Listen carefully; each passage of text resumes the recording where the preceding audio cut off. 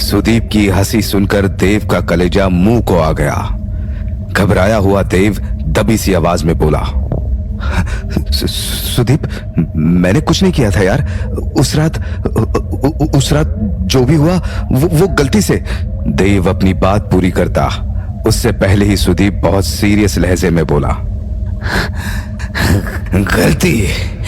अपने गुनाह को गलती बता रहा है? देव, मैंने तुझे अपना दोस्त समझा था, लेकिन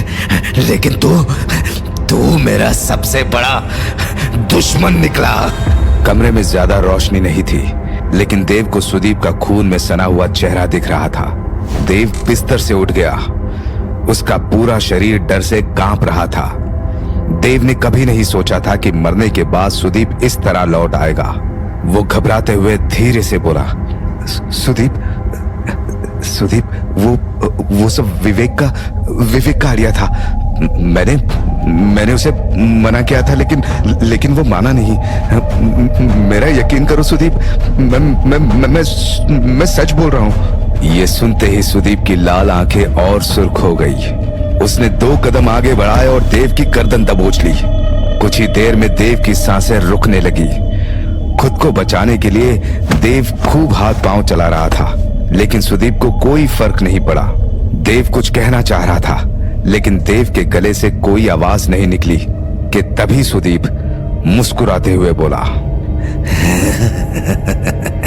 मुझे नहीं पता था देव कि तुझे तड़पता हुआ देखकर मुझे कितनी खुशी मिल सकती है।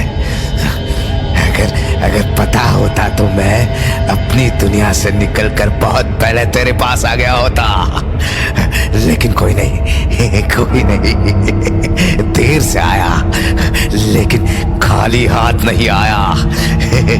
अपने हाथों में तेरी मौत लेकर आया हूं।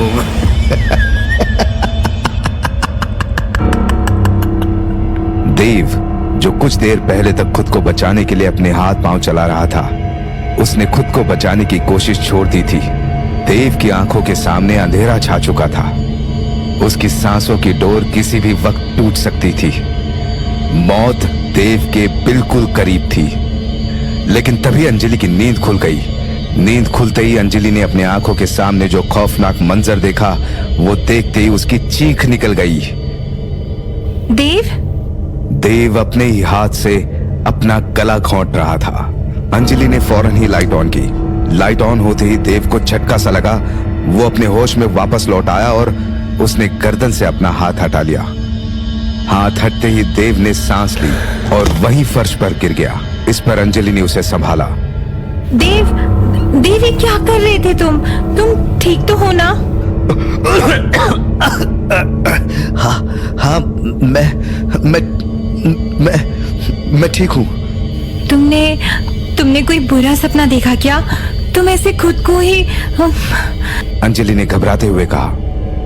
देव कुछ नहीं बोला। अंजलि ने देव को सहारा देकर उठाया और उसे बेड पर बैठा दिया। अंजलि ने आगे कोई सवाल नहीं किया। तभी दरवाजे पर दस्तक हुई। अंजलि ने दीवार पर लगी घड़ी को देखा। रात के 3:15 बजे हुए थे।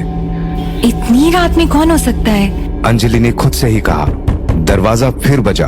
अंजलि दरवाजे के पास आकर बोली, कौन है? मैं हूँ, नैना, दरवाजा खोलो।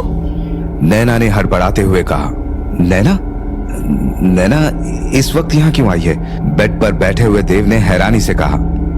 तभी अंजलि ने दरवाजा खोल दिया। नैना तेज कदमों से अंदर आई। उसने अंजलि की तरफ देखा भी नहीं। वो सीधे देव के पास आई और घबराते हुए बोली, देव तुम ठीक हो ना? मैं नीचे किचन में जा रही थी, तभी तुम्हारी आवाज सुनी।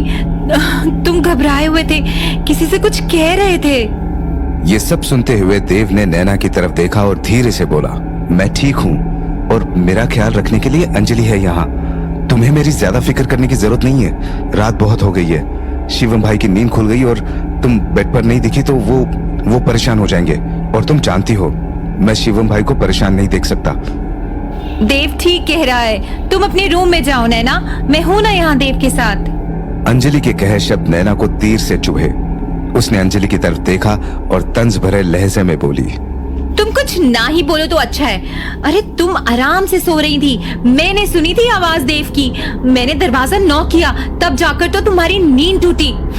मेरा एहसान मानने की जगह तुम मुझे यहाँ से जाने का हुक्म सुना रही हो। तुम्हें अंदाजा भी नहीं है कि अगर मेरा दिमाग खराब हुआ ना तो मैं क्या क्या कर सकती हूँ। वो तो देव यहाँ है, वरना तुम्हें बस बहुत हुआ नैना, अगर तुमने अंजलि को एक शब्द और कहा तो। ये कहते हुए देव रुक गया और फिर धीरे से आगे बोला, तुमने दरवाजा नॉक किया, तुम मदद के लिए आई, उसके लिए थैंक यू। नैना ने गौर से देव को देखा। उसे देव की गर्दन पर एक घाव दिखा, ऐसा घाव जो केवल एक भूत या पिशाच ही दे सकता है। नैना को शक पहले से ही था, लेकिन अब उसका शक यकीन में बदल गया। वो समझ चुकी थी कि कुछ देर पहले कमरे में देव और अंजलि के अलावा कोई और भी था। देव के करीब आकर नैना ने धीरे से कहा, देव? वो कौन था देव?